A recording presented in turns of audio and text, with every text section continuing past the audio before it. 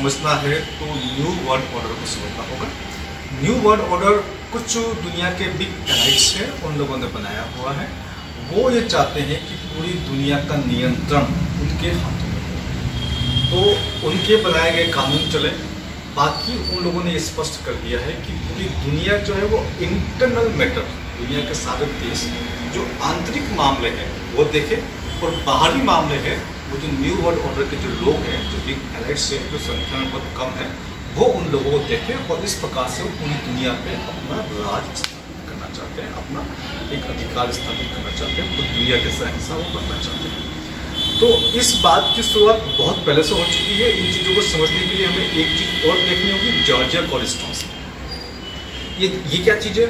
ये अमेरिका में एक जगह है जॉर्जिया काउंटी, वहाँ पर करीब 40 वर्ष पहले 5 बड़े बड़े 20 टन वजनी पत्थर लगाए गए, 5 पत्थर, और उसके ऊपर एक केक स्टोन लगाया गया।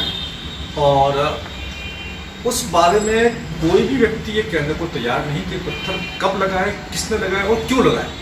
इतने बड़े बड़े पत्थर लगाए गए अमेरिका जैसे विकसित देश के अंदर, और वहाँ कोई अथॉरिटी बताने को तैयार नहीं कि पत्थर किसने लगाया, कब लगाया और क्यों लगाया और क्या पर्पस था। उन पत्थरों में दुनिया की कुछ भाषा में कुछ संदेश लिखे हुए हैं, उसमें 10 आज्ञाएं लिखी हुई है, 10 कमांडमेंट्स। तो ये जो न्यू वर्ल्ड ऑर्डर की बात करते हैं हम, इसको समझे ओल्ड टेस्टामेंट, न्यू टेस्टामेंट, है ना।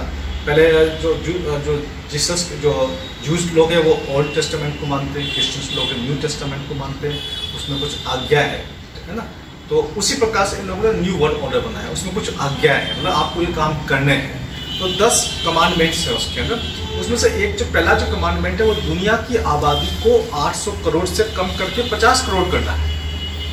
ये न्यू वर्ल्ड ऑर्डर का लक्ष्य है। ये लक्ष्य बाकायदा लिखा हुआ है, दुनिया की 8 भाषा में लिखा हुआ है।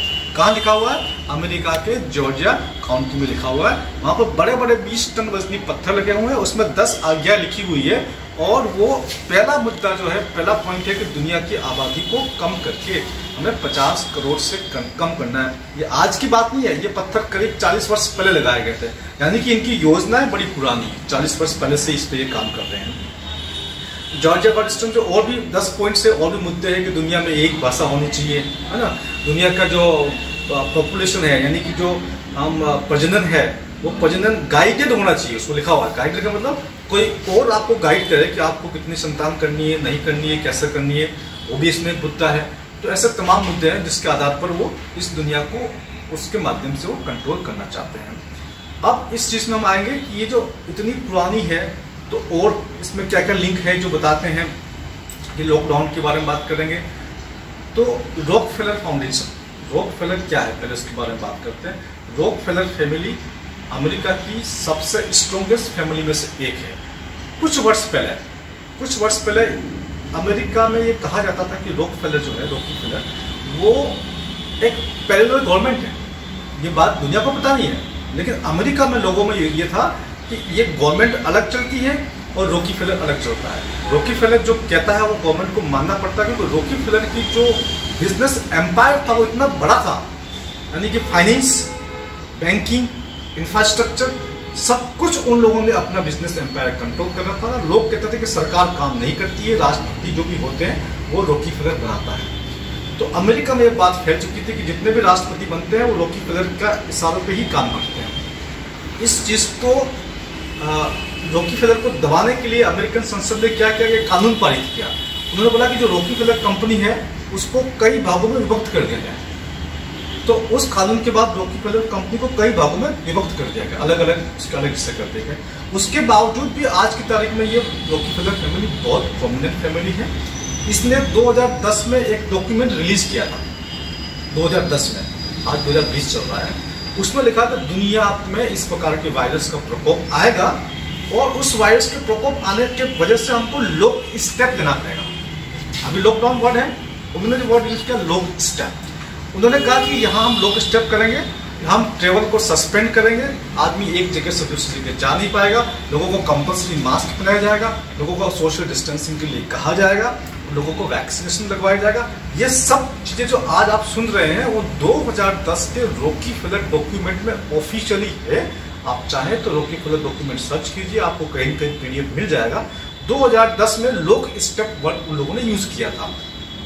बकायदा क्या था कि टेबल को सस्पेंड करना, टेबल लॉक नहीं कर सकते। एक तो वो जो बात उन्होंने कही थी वही सारी बात अब आपके सामने है, यानी कि सब कुछ बंद कर दिया गया है। इसके बाद बात करते हैं हम बिल गेट्स पे बात करते हैं। तो बिल गेट्स ने बहुत लंबे समय से ये बात कर रहा है कि पेंडेमिक की तैयारी करो, पेंडेमिक की तैयारी करो।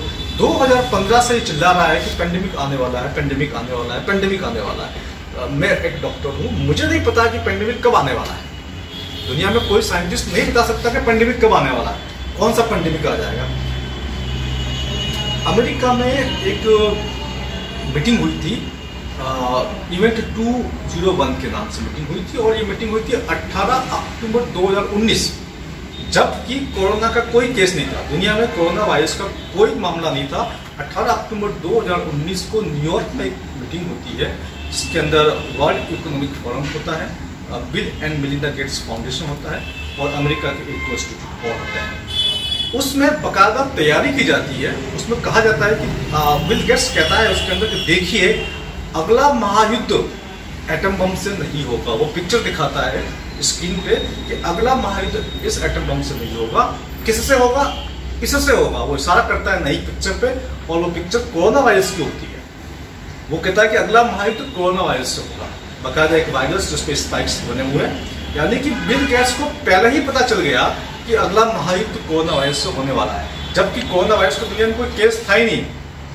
अगर ये म्यूटेंट होने वाला है, नया वायरस बनने वाला है, तो म्यूटेंट किसी को जानकारी नहीं होती दुनिया में कैसे कोई वायरस अचानक, लाखों किस्म के वायरस है, कौन सा वायरस म्यूटेंट हो जाएगा हमें क्या पता। उसमें से एक पर्टिकुलर वायरस जिसमें स्पाइक्स बने हुए हैं, जिसके शकल सूरत कोरोना वायरस से बिल्कुल मिलती जुलती है, और बिल गेट्स 18 अक्टूबर 2019 को बोल रहा है कि अगला महायुद्ध इससे होगा, हमें इसकी तैयारी करनी है। तो ये सब चीजें प्री प्लान है, अभी आपको क्या करना है, दुनिया के किस प्रकार से बंद करना है। वहां पर बकायदा बड़े बड़े होटल्स के मालिक थे, बड़े बड़े बैंक थे, बड़े बड़े बिजनेसमैन थे। उस मीटिंग में तय किया गया था किसका नुकसान होगा, किसका फायदा होगा, अगर नुकसान होगा तो कैसे भरपाई करनी है। तभी तो आप लोगों ने देखा बड़े बड़े हॉस्पिटल्स को, बड़े बड़े होटल्स को कुछ टाइम के लिए हॉस्पिटल्स बना दिए गए थे। जो बड़े बड़े होटल्स इन्वॉल्व थे ना, उनको पैसा कैसे मिलेगा, काम बंद हो चुका है, बिजनेस नहीं मिल रहा है, बाहर से लोग नहीं आ रहे, तो भैया इनको हॉस्पिटल बना दो और वहाँ पर बड़े बड़े लोगों को भर्ती करो, और उनको वहाँ पर 2 लाख 4 लाख 5 लाख 10 लाख का बिल बनाओ, तो वो होटल वाले का काम चल जाएगा। तो वहाँ पर तय किया गया था कि इस लॉकडाउन से किस किस को नुकसान होगा, उनको जिसको नुकसान की भरपाई कैसे करनी है, और कौन कौन सी कंपनी को फायदा होगा। चूंकि सारा काम डिजिटल होगा, तो जितनी भी डिजिटल कंपनी उनको फायदा होगा, चाहे वो फेसबुक हो, चाहे यूट्यूब हो, चाहे अमेजोन हो, चाहे व्हाट्सएप हो, चाहे ये सब कंपनी हो, चाहे गूगल हो। तो इन कंपनियों को बताया गया कि देखो आपको बहुत बड़ा फायदा होगा, तो आप हमारे साथ मिलकर चलिए। तो ये कंपनियां उनके साथ में हो गई।